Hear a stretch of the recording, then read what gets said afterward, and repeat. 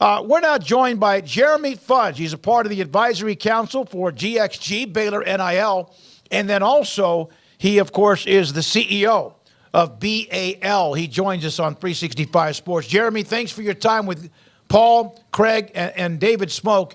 So how would you say the change in the NIL direction for GxG that handles Baylor, was this something that had anything to do with the struggles of this year, or something where it just, my goodness, everybody said it's time to move forward? Good to be with you guys. Definitely more of the latter. It's not reactionary.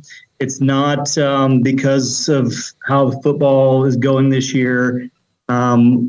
We try to be thoughtful of what's going on around us in the environment, both generally within NIL as well as competitively in schools in Big 12, et cetera. Each sport is different in terms of how it's played out, how it's evolved over the last 2 years of NIL. And so, you saw basketball move a lot quicker towards this sort of model than football did. It's the same with other sports as well. And so it's definitely not just an instant reaction to what's happening right now in the moment. It's something we've been talking about for a while. And in fact, in the beginning of the fall is when we sat down as a group to plan out budget for next year. So we're out pretty far in terms of our actions and how we approach it. Jeremy, why does it seem to the public, at least for Baylor's name, image, and likeness, that some of this is a secret? Like, not, I see secret. It's just not publicized that much, because I can't tell you, especially in the post-game show that I do every week, how many times we've gotten questions about it. And I say, listen, I'm told it's good, but I don't know any numbers or facts to tell you about that. Yeah. If I can answer that more broadly first, and then I'll try to get to a more specific answer. I think what people miss, and I read the message boards too, I try to keep up with it. What people miss in this whole conversation about NIL, I think there's two things. One is, this is new still. This just started in 21. July 21 is when NIL started. And so there's sort of this anguish or this angst about, like, we have missed, we were late to the game. I don't know how many times I've read that line, right? Like these kinds of sentiments. And one, factually, they're just not true. But two, again, July 21, we're 2 and almost not even a half years into this. We're not late to anything. And so there's just a misunderstanding, I think, in that sense of it all. I think there's also a misunderstanding of, the amount of complexity around the rules of NIL. Right. You had the NCAA, you had state laws. In Texas, we have our own state law. Not all states do. And until October of last year, 22, the school couldn't have anything to do at all with this. Right. And yes, there were schools involved with their NILs. Right. We hear and see occasionally some of those stories even pop up. And so now everyone's playing by the rules. Shocker. Right. But the reality is, Baylor was not going to do that. And so it was only until last October that Baylor could even get into this at all. And so all of this, my point is, all of this is about fans, about donors standing up collectives and doing things around NIL, right? And so, some schools, the biggest name schools have the luxury of having a lot of businesses that want to jump into NIL right away. And so they're doing more true like NIL deals where they're saying, come advertise for this car dealership and we'll do this and that for you, right? Baylor historically, Waco historically, we don't have a lot of that business infrastructure around our athletic programs. And so I think, it is misplaced angst or judgment to say Baylor this, Baylor that, athletics this, athletics that, because this is about, by the grace of God, John Passavant saying, I've got some interest in this. I'm willing to put a crap load of my time unpaid into this and stand up GxG. And that was done, the predecessor to GxG was done right after NIL came out. We weren't late to anything. right? And so I think there's a misappreciation of all those dynamics around this that make it seem like we're either behind or we're not doing what we should be doing, or we're not transparent about the dollars or whatever, right? So that's all just sort of a little bit of context. I think the more precise answer to your question is competitively, and you can put this in a business context like my company or anyone else's company. Competitively, you don't want to be showing all your cards to everyone. It really comes down to almost as simple as that, right? Like we do here, and we've got some good feeder lines into some other schools that are our main Big 12 competitors, et cetera, to know kind of where they're at, what they're doing, et cetera. But you don't want to, if we come out and we say we're paying X dollars to this person or this team or whatever, well, now our competitors just go, we're going to pay you X plus 1, right? Mm-hmm. And so there's just not much business reason to say publicly, here's exactly what we're doing, and here's all our numbers, and here's our P&L sheet to look over, right? So I think there's a number of different answers in addition to that, but that's the driver probably of the whole thing. There's no gain in that. There's no benefit to us in putting numbers out there like that. We know what we're doing for our players. Our players know what they're doing. And we have a way to talk about that when we're talking about potential players, and that's enough for right now. Jeremy, to that point of, I see like, well, why can't we spend like this school? I just looked up Texas A&M, Ohio State. They all have over 500,000 living alumni, which I don't think you can snap your fingers and create like an extra 300,000 to get Baylor on par with that. So that size is obviously a challenge. To what extent is it a challenge not having 300,000 more living alumni to pull from? But how have you guys sort of navigated that part of the challenges, knowing you're never going to have that many big guns backing you? So how do you approach that? Couple ways. BaylorBears.com/GxG. I'm going to probably repeat it about 20 more times.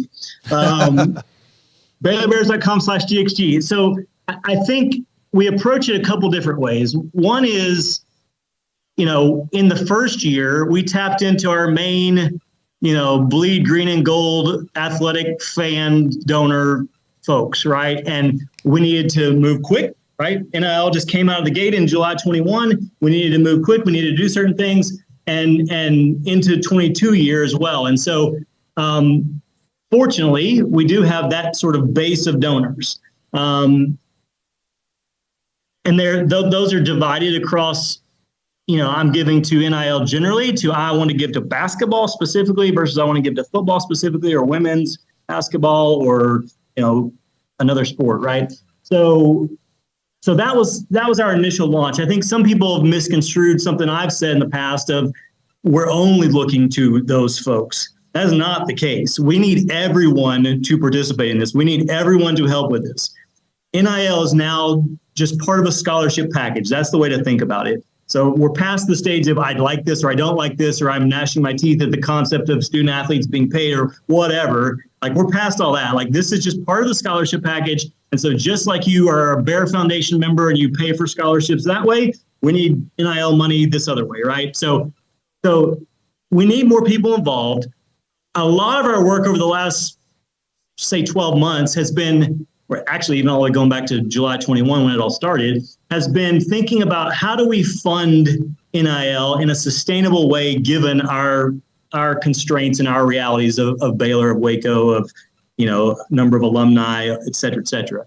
And there's a lot of really good ideas coming out of that. Some of them are now coming to actual implementation and go live. And so you'll start to hear and see some more of those things over the next few months even. But it's been thinking about that. So how do we get more people involved?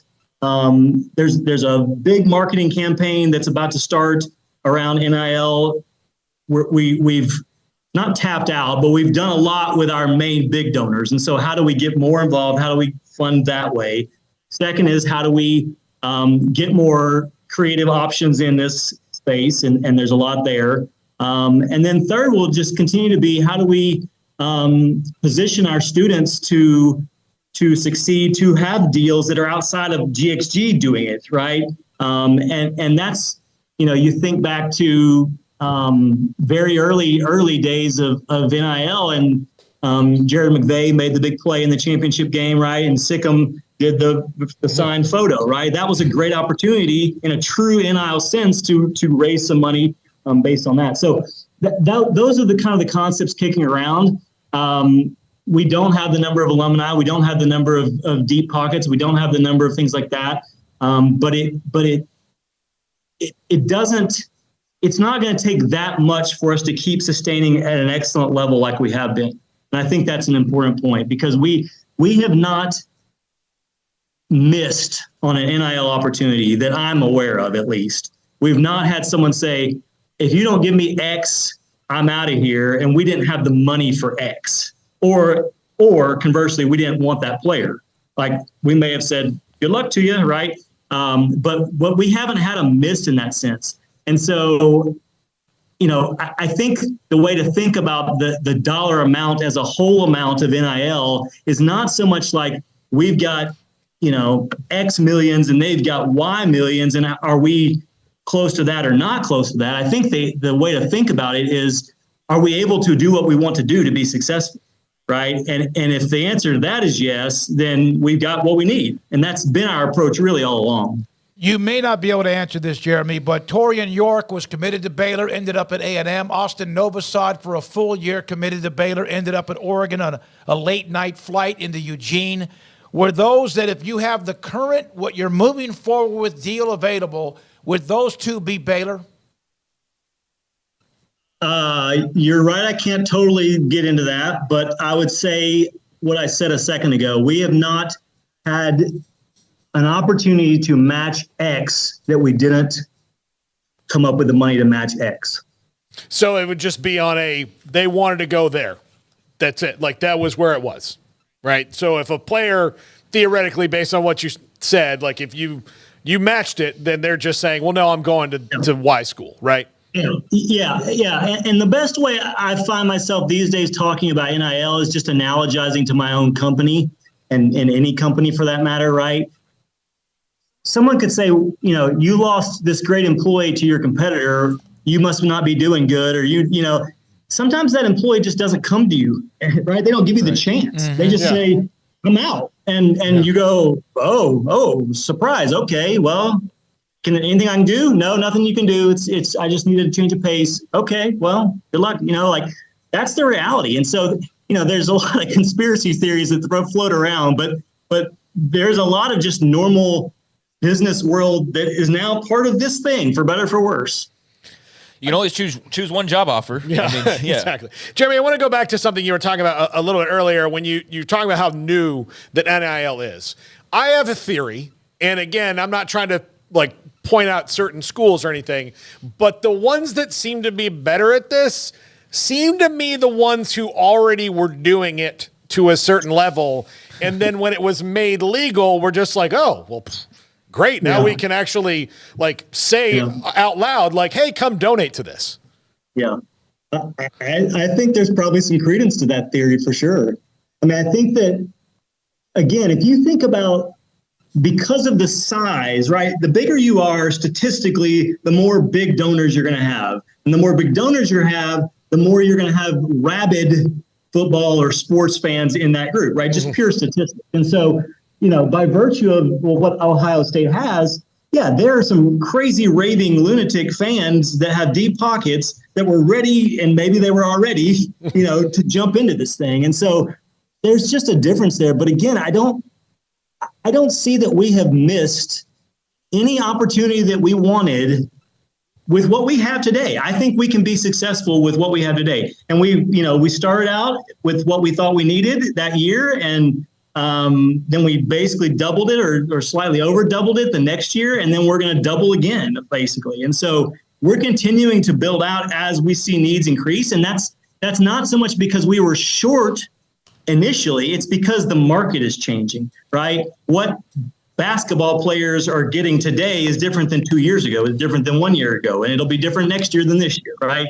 And so we have to keep stepping up our fundraising goals as the market keeps expanding and growing itself.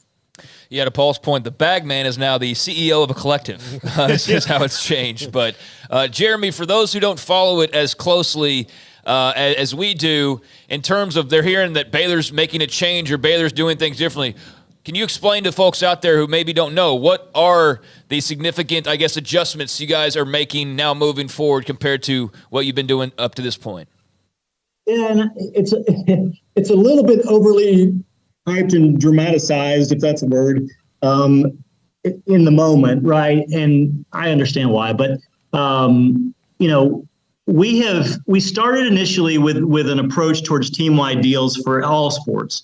Basketball quickly moved in a more personalized direction, and football now is moving in that same direction. So that's really all that's happened is we're shifting from a firm-wide even deal where they can earn more NIL by virtue of their NIL, their value, through external to more of a you can earn more internally as well as externally now in football. And again, that's the case already in basketball. And so it's just aligning those two things basically.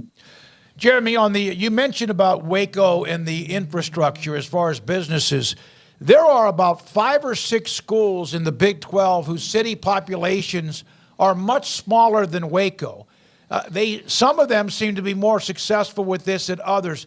Is the Waco business infrastructure with what's happening downtown with Chip and Joanna, balconies and all that other stuff, is that better now than it was 2 or 3, 4, 5 years ago? Yeah, it for sure is. And I think our mayor, Dylan Meeks, has done a lot in that regard for Waco and for Baylor. And so that's been very helpful.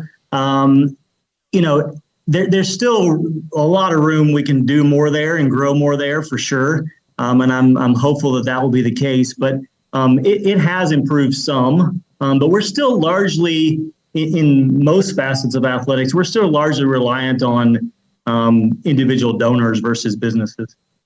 Jeremy Fudge, GxG Advisory Council, and also CEO of BAL with us on 365 Sports. So, and just to maybe put a bow on this particular part of it, Jeremy, you have said over and over again, confident about the amount of dollars you're putting out and the way of getting players. So this football season sitting at 3-8, you do not feel as a result of lacking in NIL, correct? Not in a direct sense of we missed on a player because of it or something like that. Mm-hmm.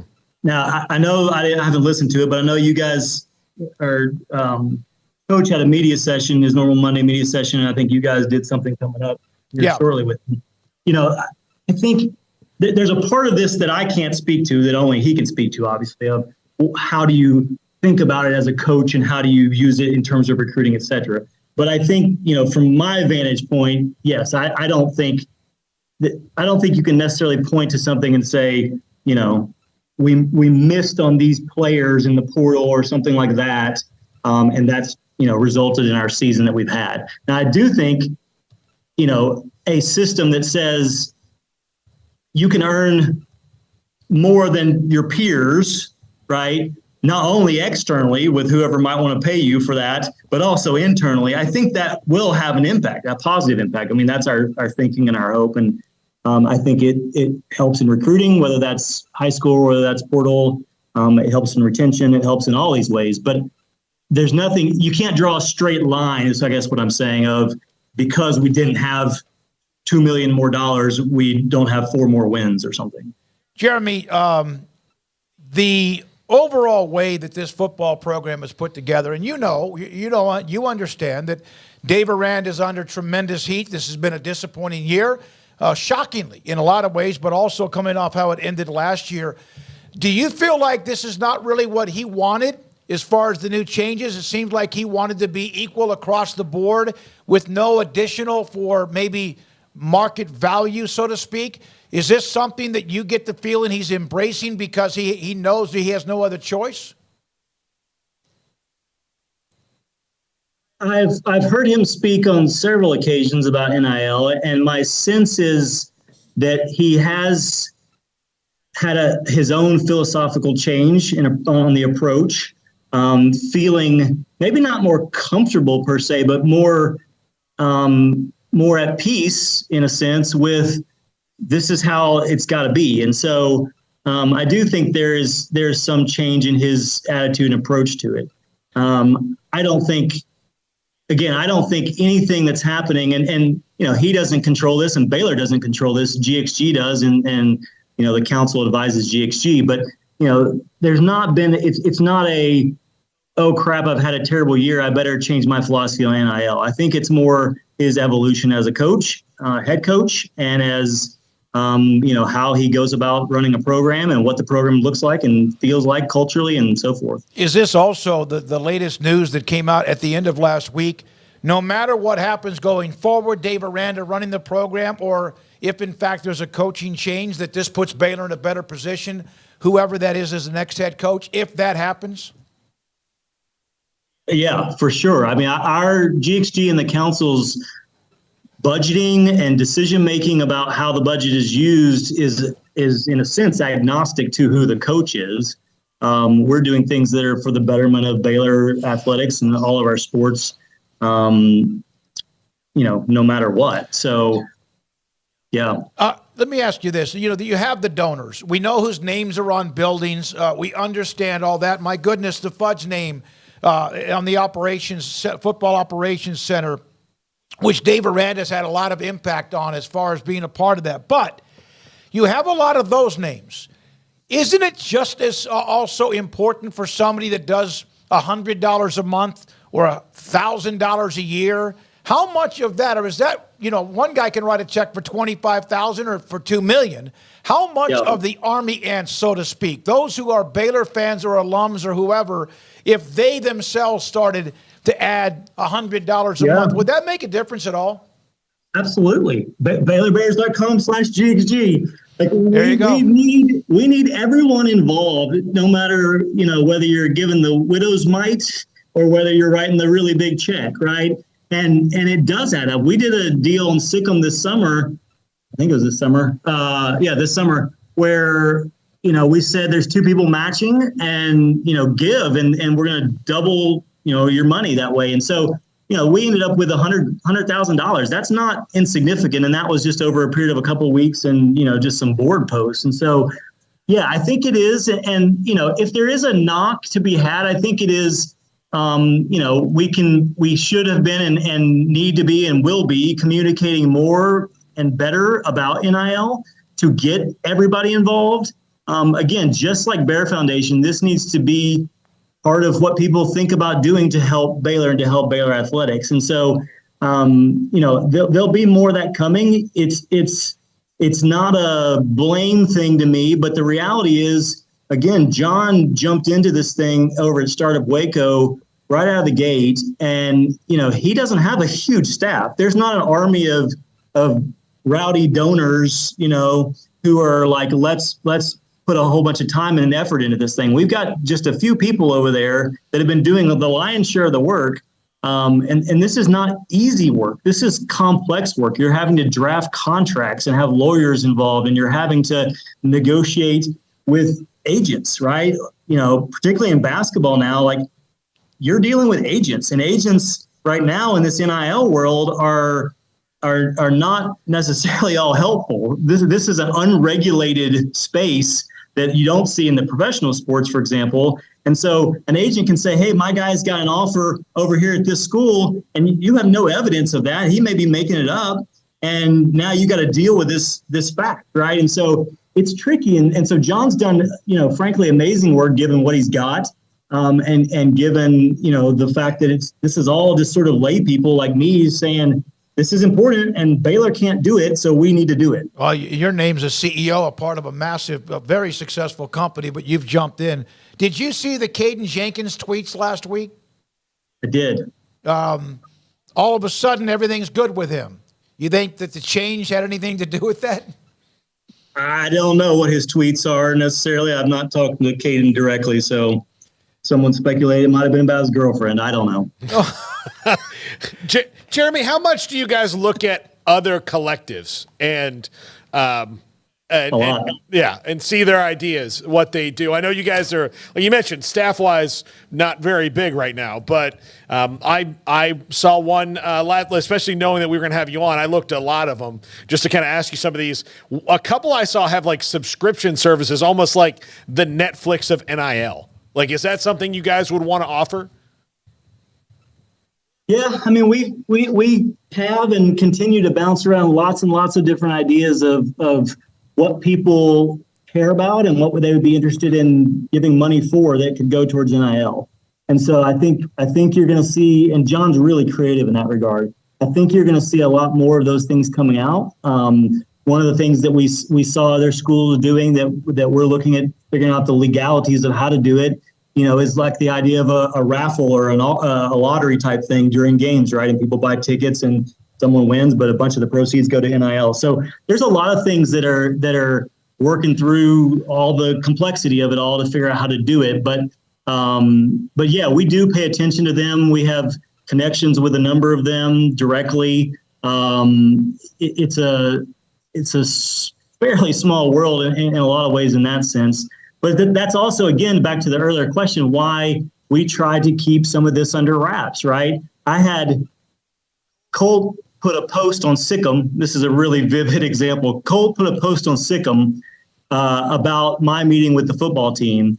And less than 24 hours later, I had someone who I know who is very, very close to the Matador Club over at Tech text me the screenshots of Colt's post and say, wow, what are you guys doing over there, right? So it's a very public space in that sense. And so, yeah, we wouldn't, go out there and say, here's exactly what we're doing. We trust everyone's premium, so they're going to keep this confidential. They're at UT Parking in the chat room. It's an arms race. I commend Baylor for stepping up. They had no choice or get left behind. What is I know you got to go and we do too. What is the one frustration that you still have? Is it still that people ask about how they can get involved, but sometimes just don't know how to get involved, even though BaylorBears.com/GxG is up there? Very good. I wouldn't say that's a frustration because, again, I can say we need to be doing more, right? Now, there is some of this that is paying attention. We've been running ads in football games with that BaylorBears.com/GxG site, and people are like, what? I didn't see that, right? So like some of it's like, hey, it's on you to pay attention, but we can do more and we will do more. I think in terms of frustration, I would say it's just the nature of NIL right now, and I'm hopeful it will be resolved with either litigation or with Congress or with the NCAA or some combination of all of that. But it is continued frustration from day one up until today that, we've taken something that some schools were doing behind the scenes, under the table, all of that to bend and break rules. And now they sort of, can do it a little more openly. Whereas, we still have our integrity. We still are Baylor and we still stand for our Christian values. And so we're not going to do some of that stuff. And so it sort of brought something that was very much in the shadows more into the light. And I think people get anxious about that, comparing apples to, in a sense, oranges, right? And so, just to give you a couple, very specific examples, we had a player in one of our sports and they were lured away to another school by NIL, and that school ended up not paying them what they promised. And that's very common. This is a very real Baylor example of it.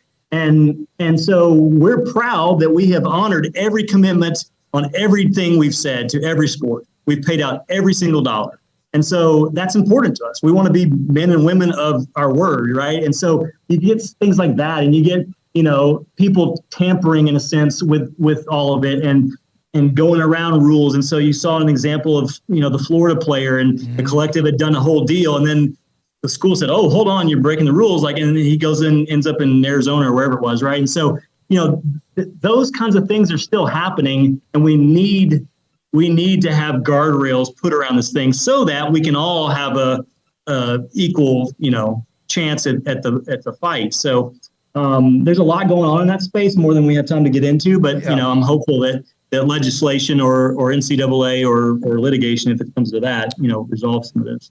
Jeremy, I think the one frustration just for me watching some of this and how this has gone on the last 2 or 3 years has been whether or not it's been public enough or a little bit later than it should have been. Whatever it is, it looks like you have, as a group, stepped way into warp speed, excuse me. And sure enough, someone may watch this entire segment and go, okay, how do I get involved? Instead of like listening and not looking for what they want to hear. But it's BaylorBears.com/GxG. Jeremy, thank you so much for your time. We appreciate it. Good luck moving forward. Thank you, guys. See you later. Jeremy Fudge, Advisory Council, GxG. GxG is green and gold. That's the abbreviation of it. And I